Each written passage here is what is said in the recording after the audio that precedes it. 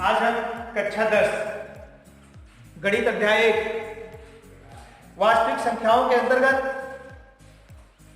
धनात्मक पूर्णांकों के एक अति महत्वपूर्ण गुण यूक्लिड विभाजन एल्गोरिथम के बारे में अध्ययन करेंगे। उसके पहले शुरुआत करते हैं। सबसे पहले यूक्लिड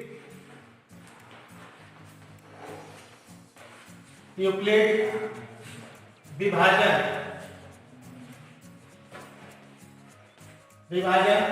प्रमेयिका को मेरा बोलते हैं। प्रमेयिका मतलब होता है कोई एक सिद्ध किया हुआ कथन जिसका प्रयोग किसी एक अन्य कथन को सिद्ध करने में किया जाता है। चलिए इसको हम संख्याओं से मिलते हैं। कोई दो धनात्मक पूर्णांक लेते हैं, जैसे हमने ले लिया 8 और 35। यहां अगर आप देखें तो 35 बड़ा है 8 से, तो 35 में हम 8 का भाग दे सकते हैं। तो देखिए 35 में जब हम 8 का भाग देंगे तो देखते हैं कि भागफल और शेषफल क्या आता है। तो भाग की प्रक्रिया से 8 3 4 का 32 क्या मिला हमें? शेष 3 मिला।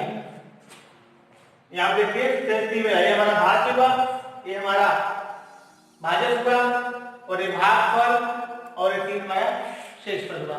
इसको हम लिख सकते हैं। हम जानते हैं कि भाज्य बराबर क्या लिखा जाता है? भाज्य बराबर होता है भाजक गुणे भागफल धन शेषफल।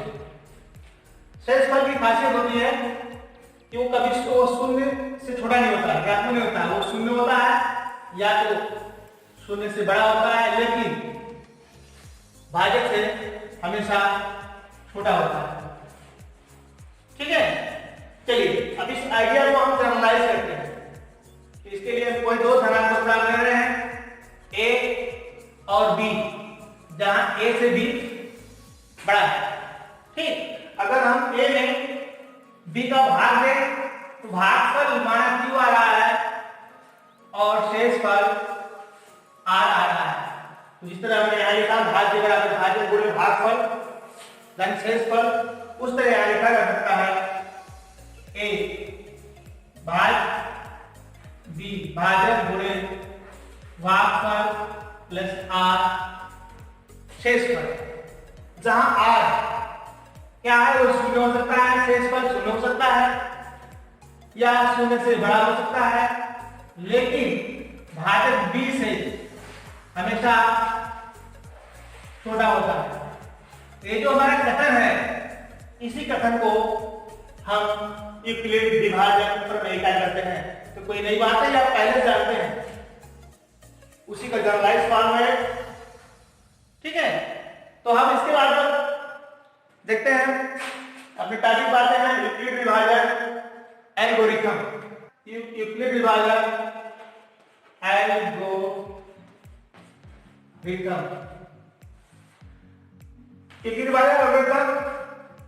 किन्हीं दो धनात्मक पूर्णांकों का यसीयत परिकलित करने की एक विधि है, टेक्निक है। ठीक है, एल्गोरिथम क्या होता है? एल्गोरिथम सुपरवाइज्ड चरणों की एक श्रृंखला होती है, श्रेणी होती है। कोई हम किसी नियम को हम लगातार बार-बार प्रयोग कर रहे हैं तो सुपरवाइज्ड चरणों की श्रृंखला होती है, जो किसी एक विशेष प्रकार की समस्या को हल करने की एक विधि को व्यक्त करता है, विधि को बताता है। ठीक है, तो ये भी हम जानते हैं, जब देखते हैं कोशिश करते हैं, नंबर देते हैं। जैसे मान लीजिए हमने लिया 8 ही ले लिया, 8 और 30 ले लिया। हम इसका मौसा निकालना चाहते हैं, एचसीएफ। हम चाहते हैं कि एचसीएफ 8 और 30 का क्या होगा। तो हमारे पास दो तरह की मेथड है विधि निकालने के लिए। आपने पढ़ा पहले का, एक होता है गुणनखंड विधि और एक होता है भागफल विधि। जरा भागफल विधि समझ लेते हैं कैसे होता है। तो सबसे पहले छोटी संख्या से बड़ी संख्या में भाग लगाते हैं। तो 8 3 के 24, 8 जो बहुत ज्यादा हुआ है, 8 3 के 24 घटाया कितना आया 6। 10 में 4 में 0 में 4 लिया है, उधार लेगा 10, 10 में 4 गया 6। तो हमारा शेषफल 0 नहीं हुआ। तो क्या करेंगे, इस शेषफल को हम फिर भाजक, जो पहले भाजक था उसको भाग मानते हुए उसका भाग करेंगे।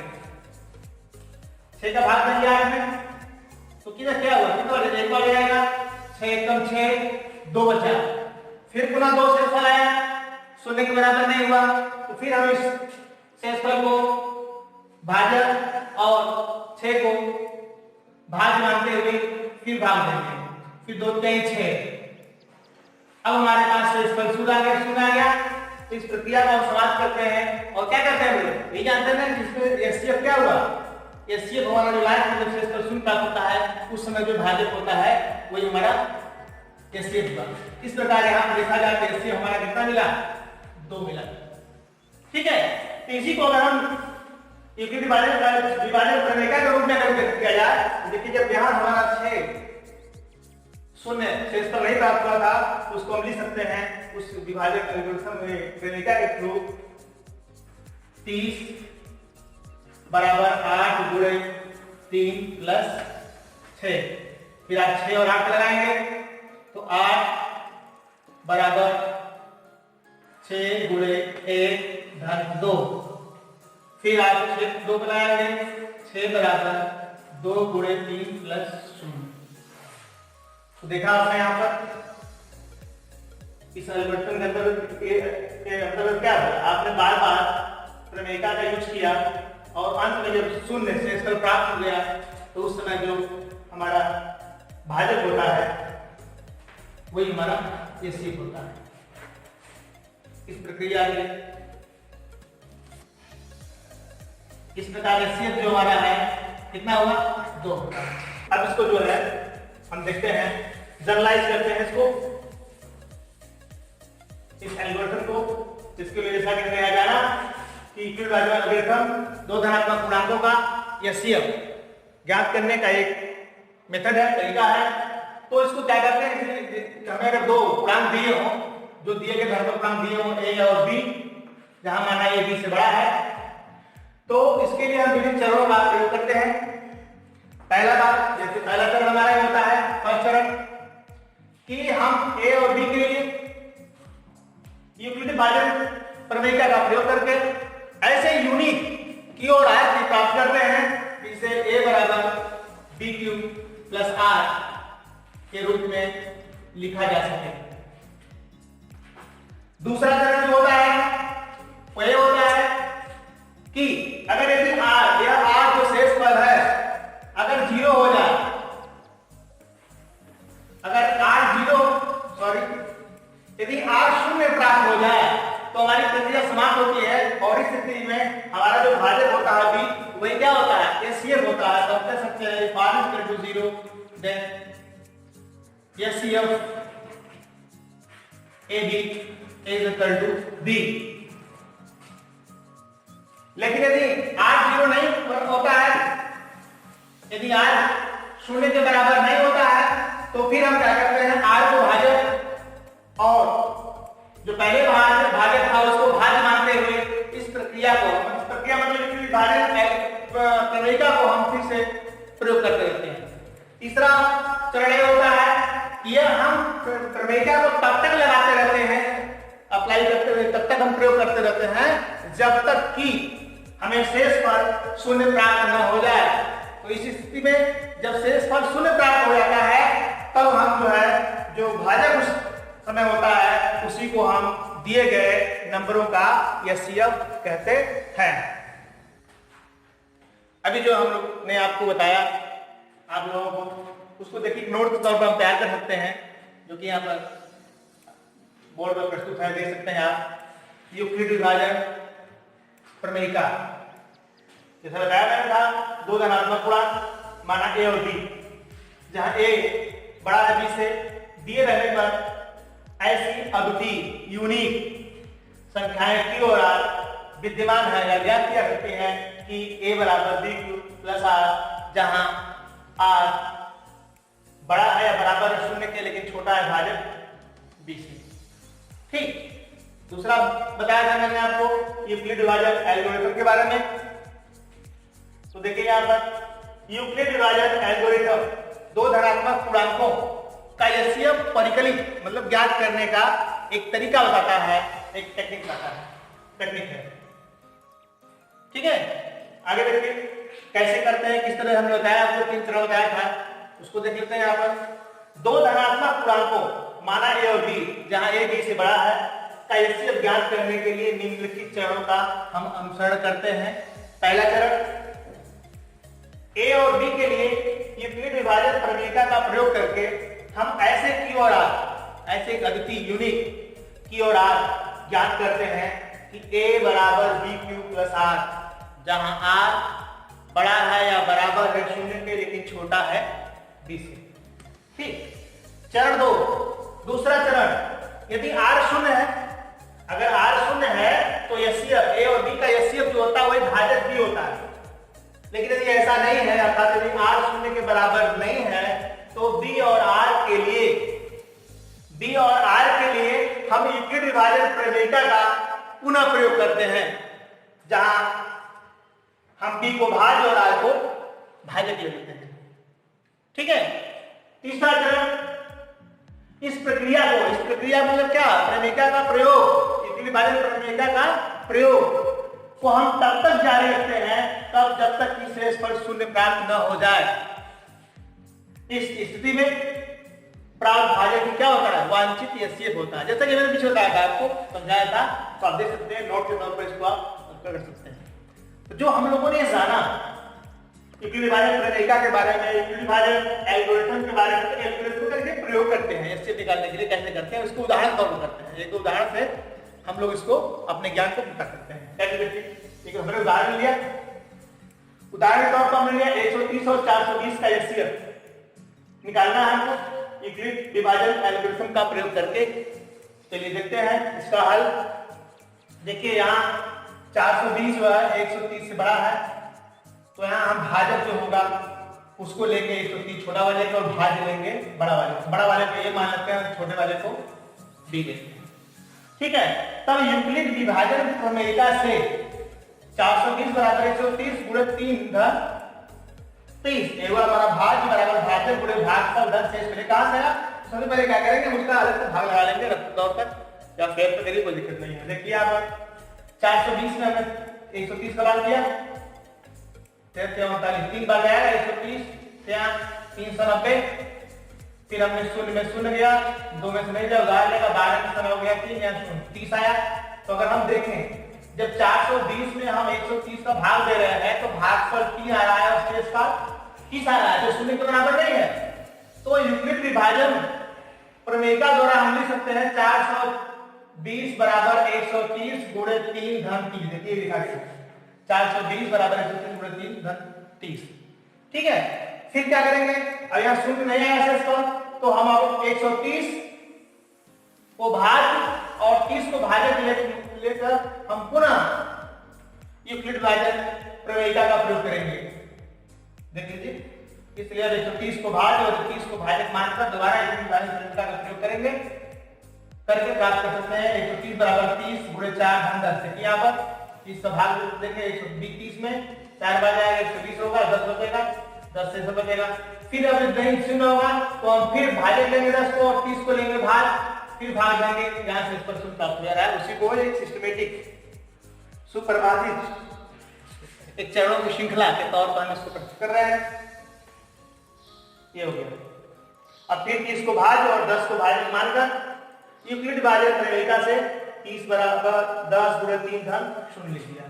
ठीक है, अब देखिए हमने शेषफल 0 हो गया, जब तक शेषफल 0 नहीं होगा तब तक हम देखिए चतुष्टय के अनुसार प्रमेयिका का प्रयोग करते रहेंगे। जब 0 हो गया तो बस यही तो हमारा प्रक्रिया समाप्त हुई।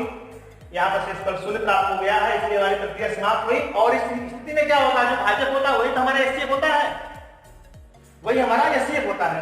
देखिए यहाँ पर जब शेषफल 0 प्राप्त हो जा रहा है तो हमारा भाजक क्या है, 10 है। तो इस प्रकार हम कह सकते हैं जो हमारी दी गई संख्या 130 और 420 का एचसीएफ 10 हुआ। ठीक है, चलिए यूक्लिड विभाजन एल्गोरिथम के लिए मतलब 2 पूर्णांकों का धनात्मक पूर्णांकों का एचसीएफ निकालने के लिए एक दूसरा उदाहरण लेते हैं, उसको समझने की कोशिश करते हैं। हमने उदाहरण नंबर 2 में लिया 4052 और 12,576 कैसे उसको निकालना है यूक्लिड विभाजन एल्गोरिथम के सहयोग से। तो यहाँ पर देख सकते हैं 12,576 4,052 से बड़ा है, तो हम इसको a मानेंगे मतलब भाज और इसको हम b मानेंगे मतलब भाजक। तो हम यूक्लिड विभाजन एल्गोरिथम का प्रयोग करेंगे, हम प्राप्त करते हैं। अभी आपको चरणबद्ध तरीके से मैं पहले उदाहरण बताया था, अब यहाँ पर डायरेक्ट में बार-बार लिखते जाएंगे हम लोग, प्रमेयिका का प्रयोग करते जाएंगे। तो इसके लिए सबसे पहले देखिए अगर हम भाग विधि से अगर शेषफल शून्य तक पहुंच जाए तो हमें बहुत लिखने में बहुत सुविधा होगी, आसानी होगी। तो जैसे भाग विधि से हम जो है 12,576 में 4,052 का हमने यहाँ भाग लगाया है और इस तरह देखिए शेषफल 0 प्राप्त किया है, आप इसको देख सकते हैं। इसी को हम अब जो है भाज्य बनाकर भाज्य पूरे भाग फलन शेषफल के तौर पर लिखते चले जाएंगे, क्योंकि हमारा यूक्लिड विभाजन प्रमेयिका देखिए माना ये बराबर 12,576 b बराबर 4,052। अब यूक्लिड विभाजन एल्गोरिथम का प्रयोग करके हम क्या बात करते हैं, देखिए यहाँ से 12,576 बराबर 4,052 गुणे 3 धन 420। फिर पुनः अब हम क्या करेंगे, अगला क्रम में जाएंगे और उसके लिए हम क्या करेंगे, इसको भाजक मानेंगे, इसको भाज्य मानेंगे और उसको भाजक लिख देंगे। 4,052 बराबर 420 गुणे 9 धन 272। फिर पुनः शेषफल प्राप्त जोड़े वाले तक करते रहेंगे। फिर 420 दिया 272 लिया, तो 420 बराबर 272 गुणे 1 धन 48। फिर 0 नहीं हुआ तो अब हम जो है लेंगे 272 और 48 को, 272 बराबर 48 गुणे 5 धन 32। फिर 0 नहीं हुआ तो अब हम लेंगे 48 और 32 को, तो 48 बराबर 32 गुणे 1 धन 16। फिर 0 नहीं हुआ, अब हम लेंगे 16 और 32 को, तो 32 बराबर 16 गुणे 2 धन 0। यहाँ पर हमें 0 प्राप्त हो गई, तो हमारी प्रक्रिया समाप्त हो गई। अब प्रक्रिया समाप्त हो गई तो इस स्थिति में जब 0 से प्राप्त हो रहा था उसमें हमारा भाजक क्या था 16, तो हमारा अभिष्ट दिए गए संख्याओं का अभिष्ट एचसीएफ क्या होगा 16 होगा। ठीक है, तो इस तरह हम लोगों ने एचसीएफ परिकलित करने के लिए यूक्लिड विभाजन एल्गोरिथम का प्रयोग देखा कैसे करते हैं और अच्छी तरह।